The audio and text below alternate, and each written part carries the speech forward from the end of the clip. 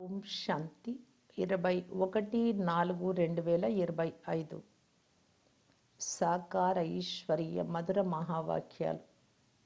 మధురమైన పిల్లలారా, తండ్రి మీకు కరెంటు శక్తి ఇచ్చేందుకు వచ్చారు. మీరు దేహి అభిమానులుగా ఉంటే బుద్ధి యోగము ఒక్క తండ్రితోనే ఉంటే కరెంటు లభిస్తూ ఉంటుంది. ప్రశ్న: పిల్లలైన మీలో ఉండరాని అన్నింటికంటే పెద్ద అసురీ స్వభావం ఏది? జవాబు: అశాంతిని వ్యాపింపచేయుట. ఇది అన్నింటికంటే పెద్ద అసురీ స్వభావం. అశాంతిని వ్యాపింపచేయు వారి వలన మనుషులు చాలా విసిగిపోతారు, ఇబ్బంది పడతారు. వారు ఎక్కడికి వెళ్ళినా అక్కడ అశాంతినే వ్యాపింపచేస్తారు. అందుకే అందరూ భగవంతుడి నుండి శాంతి వరమును కోరుకుంటారు. పాట: ఇది దీపము తుఫానుల కథ. ఓం శాంతి. మధురాతి మధురమైన అపురూపమైన పిల్లలు పాటలోని ఒక చరణం విన్నారు. ఈ పాట భక్తి మార్గానికి చెందినది. అది జ్ఞానంలోకి బదిలీ చేయబడింది. ఇతరులెవ్వరూ అలా చేయలేరు. మీలో కూడా దీపం అంటే ఏంటో, తుఫాన్ అంటే ఏంటో నంబర్వార్ పురుషార్థానుసారం తెలుసుకోగలరు. ఇప్పుడు ఆత్మజ్యోతి ఆరిపోయింది అని పిల్లలైనా మీకు తెలుసు. ఆ జ్యోతిని వెలిగించేందుకు ఇప్పుడు తండ్రి వచ్చారు.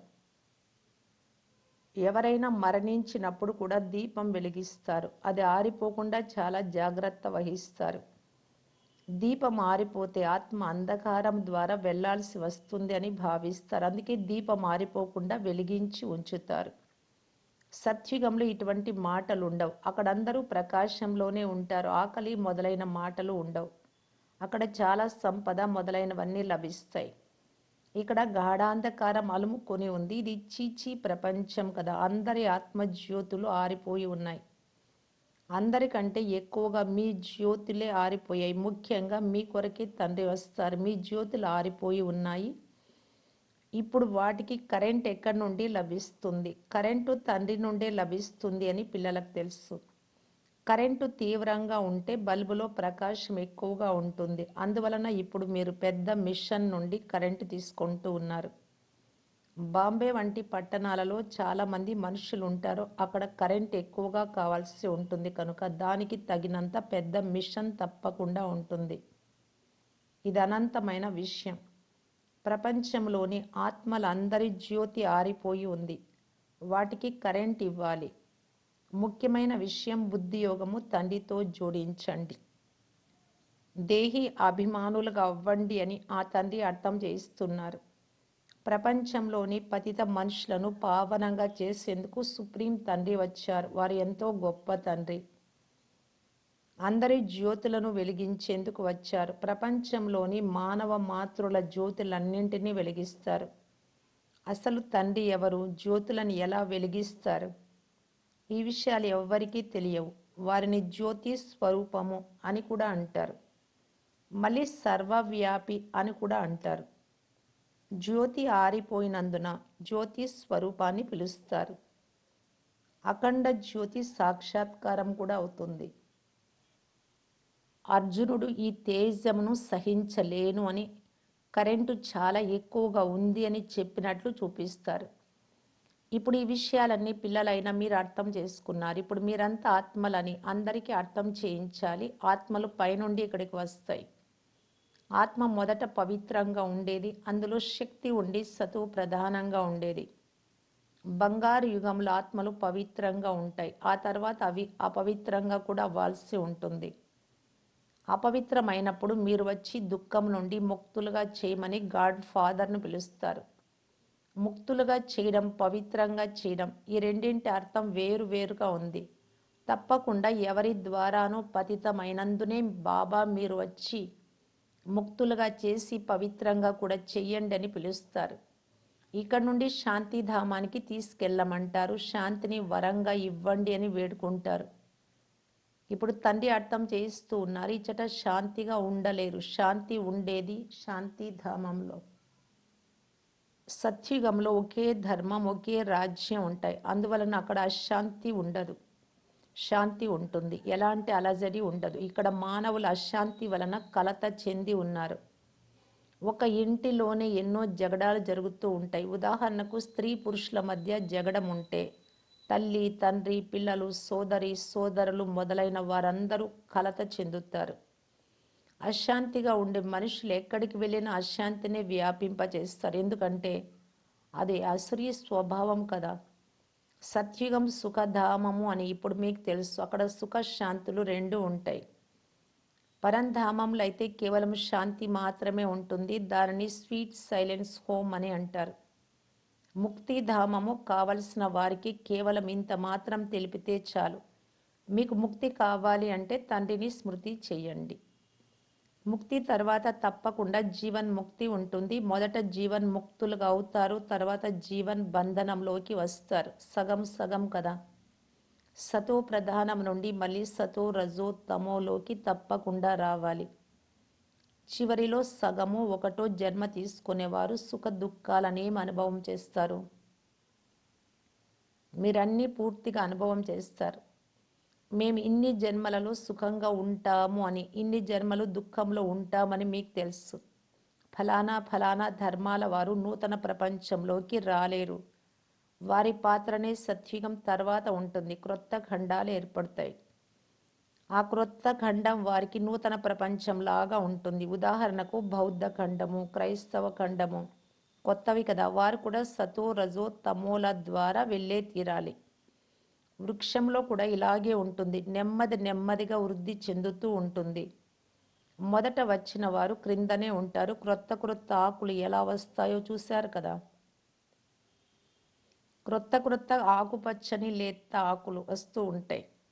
ఆ తర్వాత పుష్పాలు వస్తాయి. నూతన వృక్షం చాలా చిన్నది. క్రొత్తగా బీజం నాటినప్పుడు దానిని పూర్తిగా సంరక్షించి పోషించాలి. లేకుంటే చెడిపోతుంది. మీరు కూడా పూర్తిగా పాలన ఇవ్వకుంటే వాడిపోతారు. తండ్రి వచ్చి మనుషుల నుండి దేవతలుగా చేస్తున్నారు. తర్వాత అందులో నంబర్ వారుగా తయారవుతారు. రాజధాని స్థాపన అవుతూ ఉంది కదా. చాలామంది ఫెయిల్ అవుతారు. పిల్లల స్థితి ఎలా ఉంటుందో తండ్రి నుండి అలాంటి ప్రేమ లభిస్తుంది. చాలామంది పిల్లలకు బాహ్య రూపంలో కూడా ప్రేమ చూపించాల్సి వస్తుంది. కొందరు బాబా మేము ఫెయిల్ అయిపోయాము, పతితులు అయిపోయామని వ్రాస్తారు. ఇప్పుడు వారిని ఎవరు తాకుతారు? వారు తండ్రి హృదయాన్ని అధిరోహించలేరు. బాబా పవిత్రులకు మాత్రమే వారసత్వమునివ్వగలరు. మొదట ఒక్కొక్కరిని పూర్తి సమాచారం అడిగి లెక్కాచారం తీసుకోమంటారు. స్థితి ఎలా ఉంటుందో అటువంటి ప్రేమ లభిస్తుంది. బాహ్యములో భలే ప్రేమిస్తారు, కానీ లోపల వీరు పూర్తిగా బుద్ధిహీనులు, సేవ చేయలేరు అని తెలుసు. ఆలోచన అంటూ కలుగుతుంది కదా. అజ్ఞానంలో కూడా బాగా సంపాదించే పుత్రుడైతే తండ్రి కూడా చాలా ప్రేమతో కలుస్తాడు. బాగా సంపాదించలేని వారైతే తండ్రికి కూడా వారిపై అంత ప్రేమ ఉండదు. ఇక్కడ కూడా అలాగే ఉంటుంది. పిల్లలు బయట కూడా సేవ చేస్తారు. ఏ ధర్మానికి చెందిన వారైనా వారికి అర్థం చేయించాలి. తండ్రిని ముక్తి దాత అని అంటారు. ముక్తి దాత మరియు మార్గదర్శకుడు ఎవరో వారికి పరిచయం ఇవ్వాలి. సుప్రీం గాడ్ ఫాదర్ అందరినీ లిబరేట్ చేసేందుకు వస్తారు అని తెలిపించాలి. తండ్రి చెప్తున్నారు, మీరు ఎంతో పతితమైపోయారు, పవిత్రత లేనే లేదు.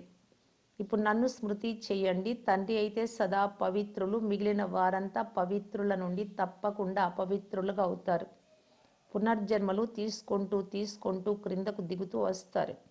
ఈ సమయంలో అందరూ పతితులే. అందువలన తండ్రి సలహా ఇస్తున్నారు, పిల్లలు నన్ను స్మృతి చేస్తే పావనంగా అవుతారు. ఇప్పుడు మృత్యువు ఎదురుగానే నిలబడి ఉంది. ఇప్పుడు పాత ప్రపంచం సమాప్తం అవుతుంది. మాయ ఆడంబరం చాలా ఎక్కువగా ఉంది. అందుకే మనుషులు ఇదే స్వర్గమని భావిస్తున్నారు. విమానాలు, కరెంటు మొదలైనవి ఎన్నో ఉన్నాయి. ఇదంతా మాయ చూపే ఆడంబరం. ఇవన్నీ ఇప్పుడు సమాప్తం అవుతాయి. ఆ తర్వాత స్వర్గ స్థాపన జరుగుతుంది. కరెంటు మొదలైనవన్నీ స్వర్గంలో కూడా ఉంటాయి. అయితే ఇవన్నీ స్వర్గంలోకి ఎలా వస్తాయి? తెలిసిన వారు ఎవరో తప్పకుండా కావాలి కదా. మీ వద్దకు చాలా మంచి మంచి నైపుణ్యం కలవారు కూడా వస్తారు. వారు రాజ్య పదవికి రారు, కానీ మీ ప్రజలుగా వస్తారు. ఇంజనీర్లు మొదలైన మంచి మంచి తెలివి గల, నైపుణ్యం గల పనివారు కూడా మీ వద్దకు వస్తారు. ఈ ఫ్యాషన్లన్నీ విదేశాల నుండి వస్తూ ఉంటాయి కనుక విదేశస్తులకు కూడా మీరు శివబాబా పరిచయంనివ్వాలి. తండ్రిని స్మృతి చేయండి అని చెప్పాలి. మీరు కూడా యోగంలో ఉండే పురుషార్థం చాలా చేయాలి. ఇందులోనే మాయా తుఫానులు ఎక్కువగా వస్తాయి. కేవలం నన్ను ఒక్కరినే స్మృతి చేయండి అని తండ్రి చెప్తున్నారు. ఇది మంచి మాటే కదా. యేసుక్రీస్తు కూడా వారి రచనయే. రచయిత అయిన సుప్రీం సోల్ ఒక్కరు మాత్రమే.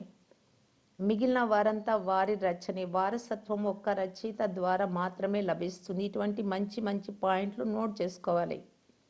తండ్రి ముఖ్య కర్తవ్యం అందరినీ దుఃఖం నుండి ముక్తులుగా చేయడం. వారు సుఖధామము మరియు శాంతిధామము గేట్లు తెరుస్తారు.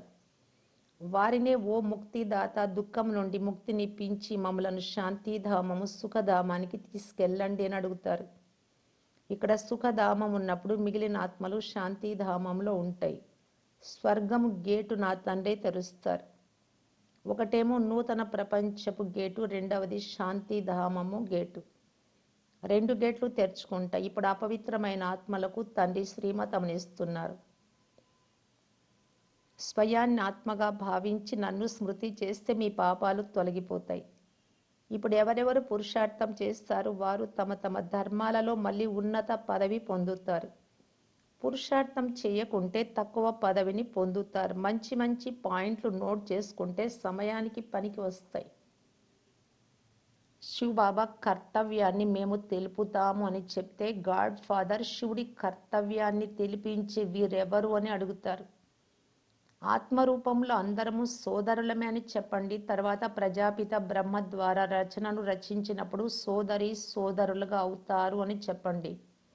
లిబరేటర్ గైడ్ అని ఏ గాడ్ ఫాదర్ అని అంటారు. వారి కర్తవ్యాన్ని గురించి మేము మీకు తెలుపుతాము అని చెప్పండి. మాకు గాడ్ ఫాదర్ తెలిపించారు కనుక మేము మీకు తెలుపుతూ ఉన్నాం. తండ్రిని పిల్లలు ప్రత్యక్షం చేస్తారు అని కూడా చెప్పండి. ఆత్మ చాలా చిన్న నక్షత్రం, ఈ కళ్ళతో చూడలేము. దివ్య దృష్టి ద్వారా సాక్షాత్కారం అవుతుంది. అది ఒక బిందువు. దానిని చూసినందున ఎలాంటి లాభము లేదు. తండ్రి కూడా అలాంటి బిందువే. వారిని సుప్రీం సోల్ అని అంటారు. ఆత్మలన్నీ ఒకే విధంగా ఉంటాయి కానీ వారు సుప్రీం. జ్ఞాన సాగరులు, ఆనంద సాగరులు, లిబరేటర్ గైడ్. వారిని చాలా మహిమ చేయాల్సి వస్తుంది. తండ్రి వచ్చినప్పుడే వెంట తీసుకెళ్తారు. వారు వచ్చి జ్ఞానం ఇస్తారు. ఆత్మ చాలా చిన్నది అని, నేను కూడా అంతే ఉంటాను అని ఆ తండ్రి తెలిపిస్తూ ఉన్నారు. ఏదో ఒక శరీరంలో ప్రవేశించే జ్ఞానం ఇస్తారు. ఈ ఆత్మ ప్రక్కనే వచ్చి కూర్చుంటాను. నాలో శక్తి ఉంది. అవయవాలు లభిస్తే నేను యజమానిగా అవుతాను. కూర్చొని ఈ అవయవాల ద్వారా తెలియజేస్తాను. ఇతనిని ఆది దేవుడు అని కూడా అంటారు. ఆడమ్ మొట్టమొదటి మనిషి. మానవ వంశం ఉంటుంది కదా, ఇతను తల్లి తండ్రిగా కూడా అవుతారు. ఇతని ద్వారా రచన కూడా జరుగుతుంది. చాలా వృద్ధుడు కానీ దత్తత చేసుకున్నాను. లేకుంటే బ్రహ్మ ఎక్కడి నుండి వచ్చాడు? బ్రహ్మ తండ్రి పేరు ఏదో ఎవరైనా చెప్పండి. బ్రహ్మ విష్ణు శంకరులను ఎవరో ఒకరు రచించి ఉంటారు కదా. రచయిత అయితే ఒకే ఒక్కరు. తండ్రి వీరిని దత్తత తీసుకున్నారు. చిన్నపిల్లలు కూర్చొని ఇదంతా అర్థం చేస్తే ఇది చాలా గొప్ప జ్ఞానం అని అంటారు. ఏ పిల్లలైతే బాగా ధారణ చేస్తారో వారికి చాలా సంతోషం ఉంటుంది. ఎప్పుడు ఆవలింతలు రావు. ఎవరికైనా అర్థం కాకుంటే ఆవలిస్తూ ఉంటారు. ఇక్కడైతే ఎప్పుడు మీకు ఆవలింతలు రారాదు. సంపాదించుకునే సమయంలో ఎప్పుడు ఆవలింతలు రావు. గిరాకీ లేకుంటే వ్యాపారం చల్లగా ఉంటే ఆవులింతలు వస్తూ ఉంటాయి. ఇక్కడ కూడా ఆవులింతలు వస్తే ధారణ జరగదు. కొంతమందికి కొంచెం కూడా అర్థం కాదు. ఎందుకంటే వారు దేహ అభిమానంలో ఉన్నారు. దేహి అభిమానులుగా అయి కూర్చోలేరు. ఏదో ఒక బయటి విషయం గుర్తుకొస్తూ ఉంటుంది. పాయింట్లు మొదలైనవి కూడా నోట్ చేసుకోలేరు. చురుకైన బుద్ధి కలవారు మంచి పాయింట్లను వెంటనే నోట్ చేసుకుంటారు. విద్యార్థుల నడవడికలు కూడా టీచర్కు కనిపిస్తాయి. గమనిస్తారు కదా.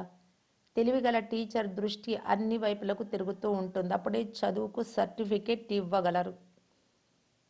క్యారెక్టర్ గుణగణాల సర్టిఫికెట్ కూడా ఇస్తారు. ఎన్ని రోజులు ఆబ్సెంట్ అయినారో అది కూడా తెలుపుతారు. ఇక్కడ భలే హాజరవుతారు కానీ వారికి కొంచెం కూడా అర్థం కాదు. ధారణ ఏమీ జరగదు. కొందరు మా బుద్ధి చాలా మందంగా ఉంది కనుక ధారణ జరగదు, ఏం చెయ్యాలి అని అంటారు. ఇది మీ కర్మల లెక్కాచారము అని బాబా అంటారు. అందరికీ తండ్రి ఒకే పురుషార్థం తెలుపుతారు. మీ అదృష్టంలో లేకుంటే బాబా ఏం చేస్తారు? పాఠశాలలో కూడా కొంతమంది పాస్ అవుతారు, కొంతమంది ఫెయిల్ అవుతారు. ఇది అనంతమైన చదువు. దీనిని అనంతమైన తండ్రి చదివిస్తూ ఉన్నారు. ఇతర ధర్మాల వారికి గీత అనే మాట అర్థం కాదు.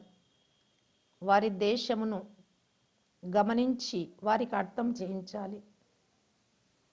మొట్టమొదట ఉన్నతమైన తండ్రి పరిచయాన్ని ఇవ్వాల్సి వస్తుంది. వారు లిబరేటర్, విముక్తి దాత, గైడ్, మార్గదర్శకులు ఎలా అవుతారో తెలపాలి.